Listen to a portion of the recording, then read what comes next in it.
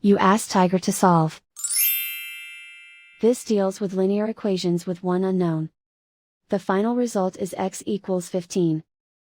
Let's solve it step by step. Group all constants on the right side of the equation. Add 6 to both sides. Simplify the arithmetic.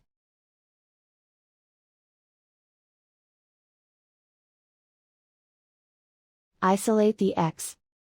Multiply both sides by inverse fraction 3/2. Group like terms. Multiply the coefficients.